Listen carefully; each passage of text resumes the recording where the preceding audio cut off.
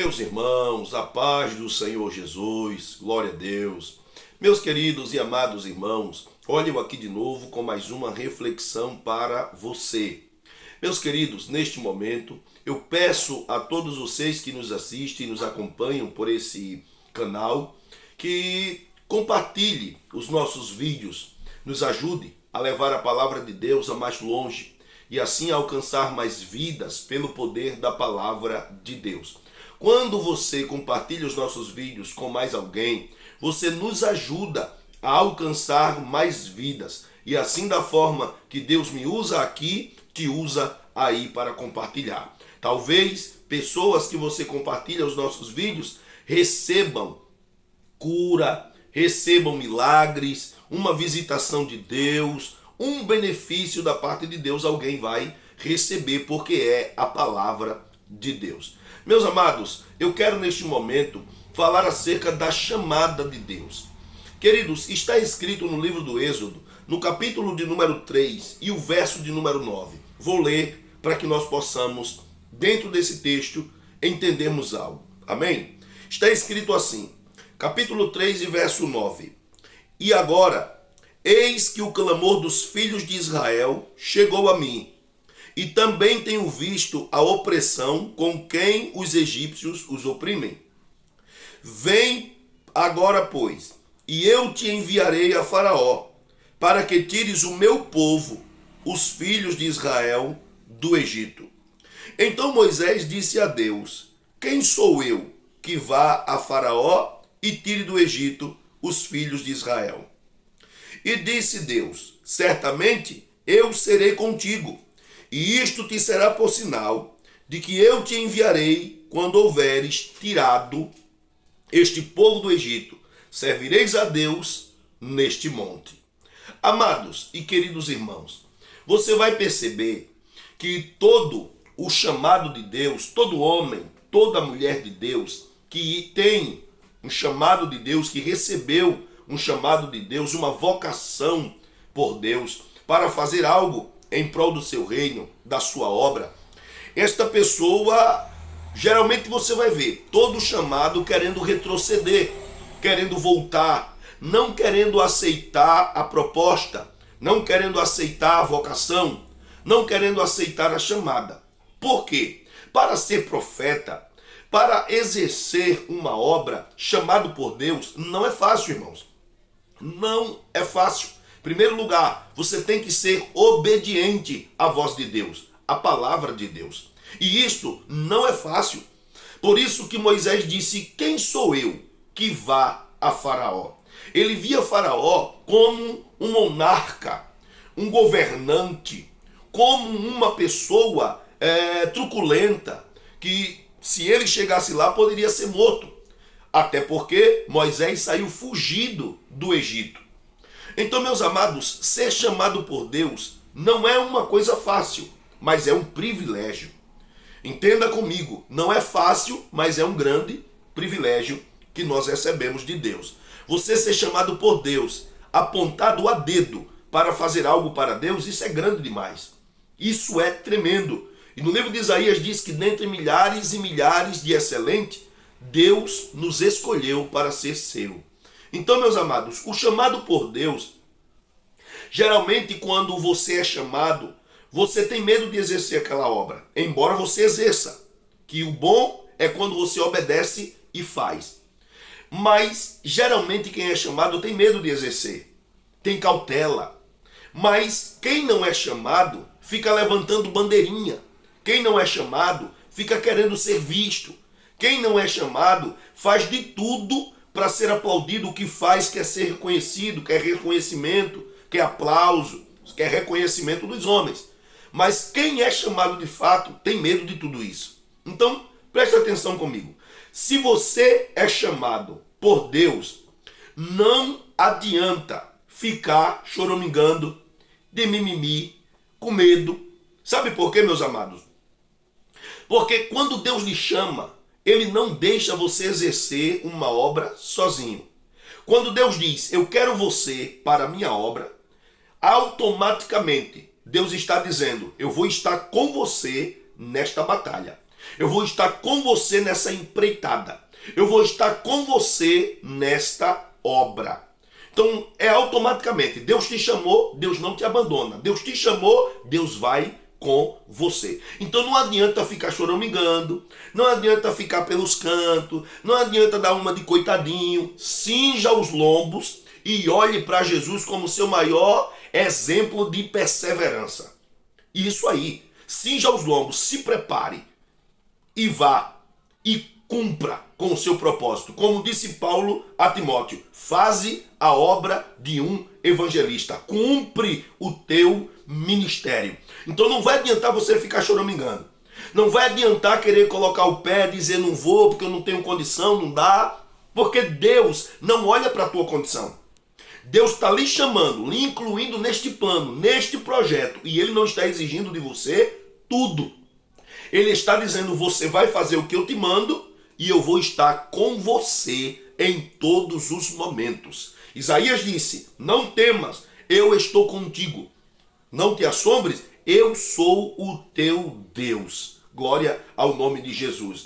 Quando Jeremias, pelo peso do seu ministério, que era tão grande, que era tão formoso, porque Deus disse, no teu ministério, Jeremias, tu vai plantar, tu vai arrancar, tu vai edificar, tu vai derribar, tu vai arruinar. Irmão, era um ministério poderoso. Aparentemente ninguém poderia com Jeremias. Só que veio medo em Jeremias. Tudo isso vai acontecer e eu vou arrumar muitos intrigados, muitos inimigos. E como será a minha vida? Como será daqui para frente? Deus, vendo o coração de Jeremias, ele disse, mas não temas.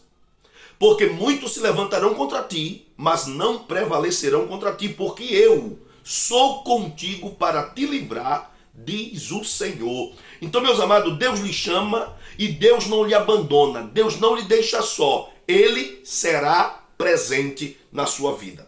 Então, pare de choramingar, pare de reclamar e aceite o desafio, aceite o propósito. E você não pode aceitar o propósito sem olhar para Jesus. Porque Jesus é o nosso maior exemplo de perseverança. Amados, nós seremos apedrejados, nós sofreremos ataques, nós seremos humilhados por muitas vezes, pessoas se levantarão contra nós, pessoas vão tentar lhe derrubar, pessoas vão tentar lhe afligir, vão tentar humilhar você da maior forma possível, vão tentar lhe jogar no chão, vão tentar parar você, bloquear você, colocar uma mordaça na tua boca. Tudo isso vai acontecer com um chamado de Deus. E você não pode desistir. Você não pode parar. Você tem que entender que o teu foco é obedecer a Deus. É cumprir com o ministério, com o chamado que Ele te deu. E eu quero dizer para você neste momento aqui que não tem como a gente cumprir um ministério na vontade de Deus, fazer o que Deus se agrada, se a gente não olhar para Jesus. Jesus é o maior modelo, é o maior exemplo que podemos ter de alguém que cumpriu uma tarefa perfeita. Jesus, lá na carta aos Hebreus, no capítulo 12, verso 2, está escrito, olhando para Jesus, autor e consumador da nossa fé. Que pelo gozo que lhe estava proposto, suportou a cruz. Veja bem, ele suportou a cruz. Jesus, meus amados irmãos, os irmãos sabem muito bem que para morrer de morte de cruz tinha que ser um malfeitor, tinha que ser alguém que a sociedade o odiasse, tinha que ser alguém que fosse um marginal, um matador, um salteador, alguém que a sociedade o olhasse e não gostasse, que odiasse. Então essa era a pessoa que deveria morrer de morte de cruz. Mas pelo gozo, pelo propósito que ele tinha, pelo chamado que ele recebeu e pela proposta que ele tinha da parte de Deus, e ele havia aceitado morrer por nós, ele suportou a cruz. Ao mesmo tempo que esse texto vai dizer que ele desprezou as afrontas. Irmãos, não é fácil desprezar afrontas. E o que é desprezar? É fazer como se você não viu. É fazer como se você não entendeu. É alguém te afrontar e você passar, deixar. É você não retrucar.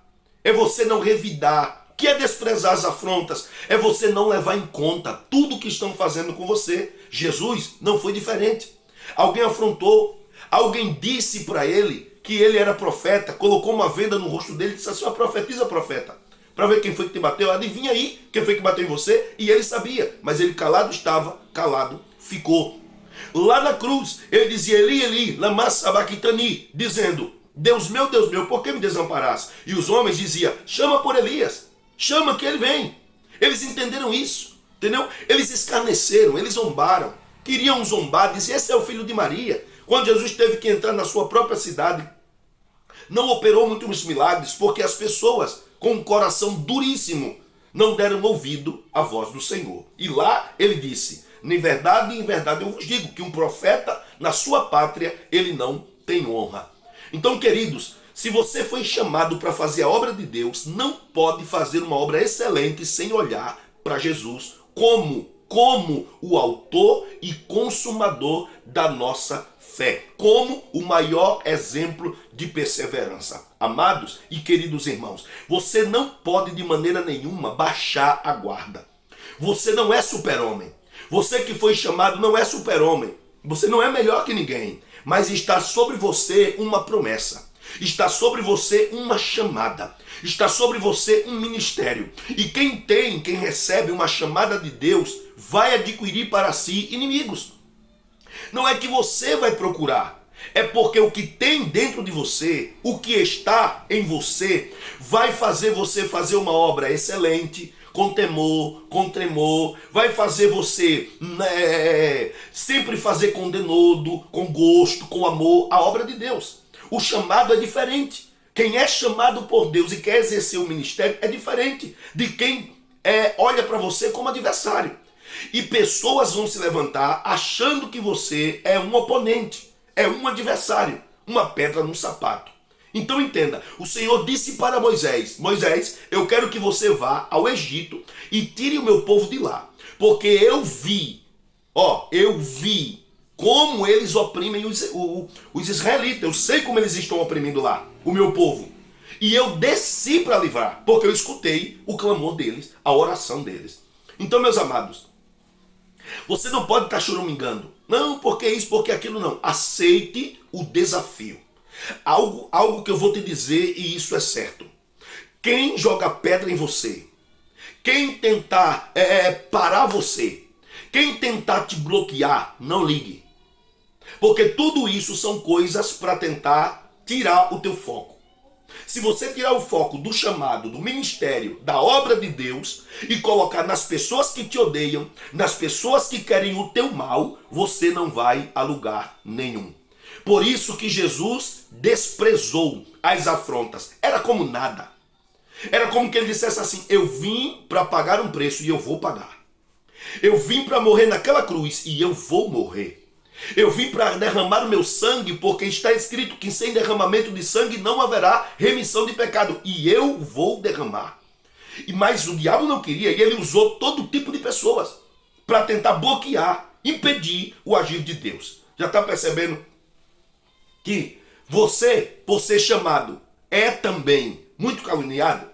Porque a calúnia vai vir, a zombaria vai vir, vai zombar de você, vão jogar você no chão, vão tentar manchar teu nome, vão tentar sujar você, vão tentar colocar uma mordaça na tua boca, mas você não pode se calar porque você tem um ministério. Quem é chamado é diferente, é quem apanha mais. Quanto mais glória de Deus na vida, quanto mais poder de Deus na vida, quanto mais unção de Deus na vida, mais você vai apanhar, mais você vai sofrer, mais você vai ser chicoteado pela língua das pessoas. Então o que importa é não desistir, é não parar. Olhe para o autor e consumador da sua fé. Você vai precisar de um exemplo como esse, porque Jesus não desistiu.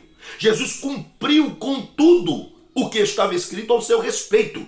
Então você vai precisar de um exemplo como esse para se apoiar. Glória ao nome de Jesus. Porque vão te bater sem pena, sem dó, vão te humilhar, vão tentar te envergonhar, vão tentar te parar, tudo. Mas não desanime. Não desanime.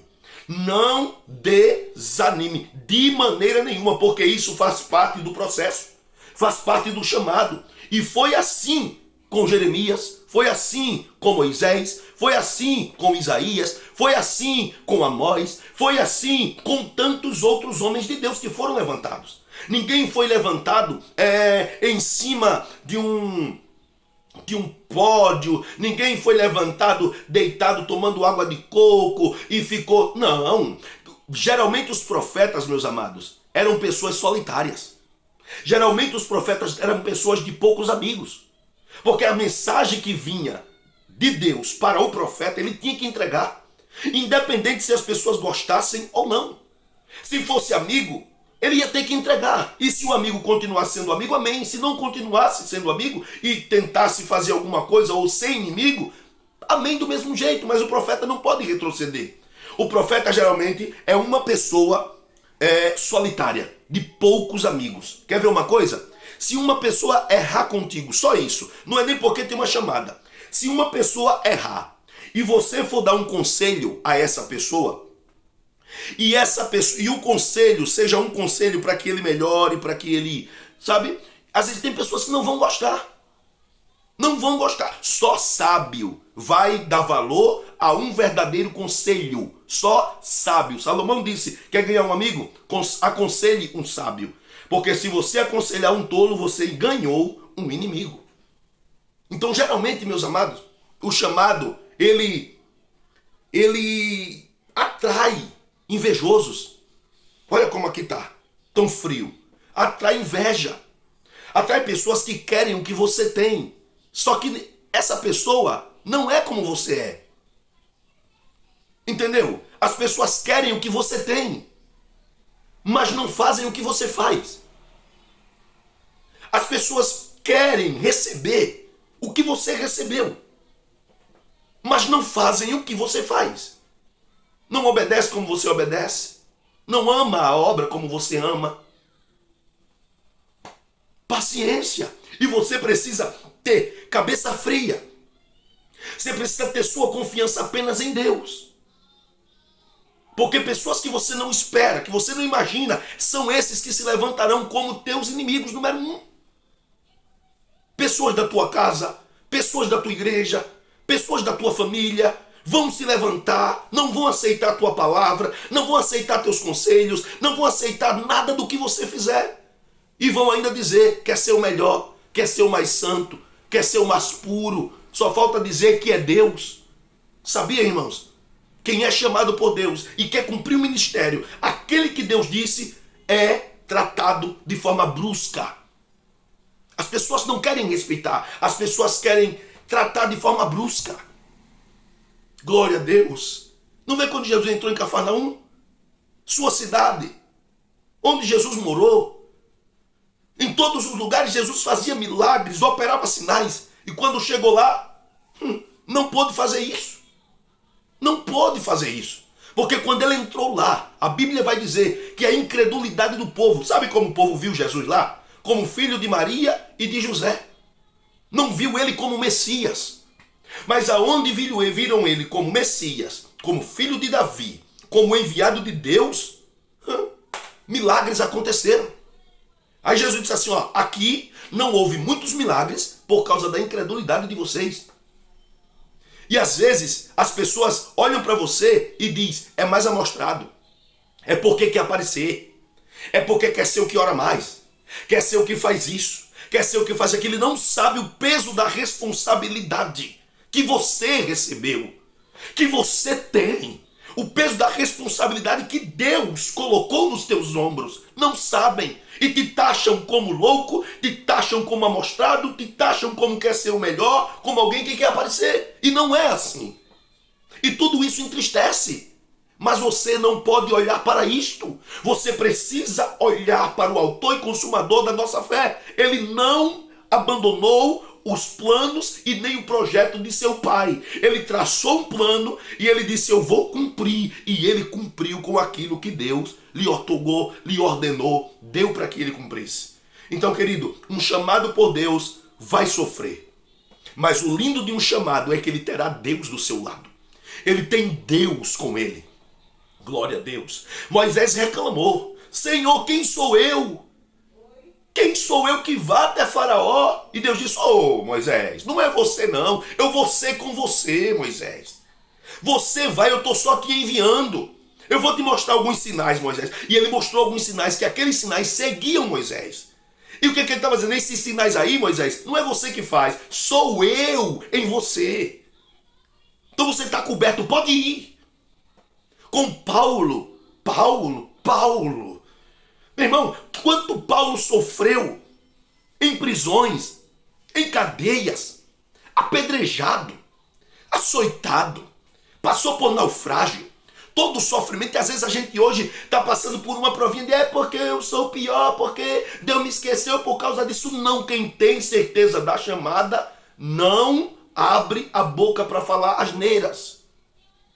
Quem tem certeza da chamada, irmão, chora, lamenta, às vezes acha que está sozinho, às vezes acha que não tem ninguém, mas daí a pouco o verdadeiro amigo chega e diz, eu estou contigo, eu não te desamparo, eu não te abandono, não vou te deixar sozinho. O verdadeiro amigo sempre chega.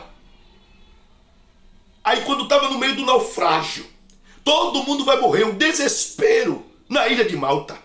A Bíblia vai dizer que à noite o Senhor vem a Paulo e diz, olha Paulo, ninguém aqui vai morrer.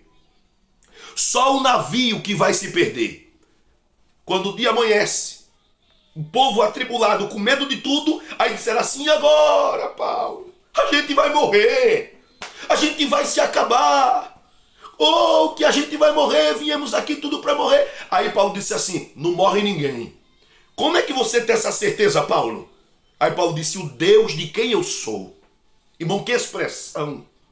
Aleluia. Oh, Danamagashibas. O Deus de quem eu sou esteve comigo à noite e me disse que ninguém vai morrer. A embarcação vai se quebrar, vai se arrebentar, a embarcação vai desmoronar. Agora ninguém daqui vai morrer. Ô Paulo, que certeza é essa? É porque o Deus de quem eu sou esteve comigo a essa noite.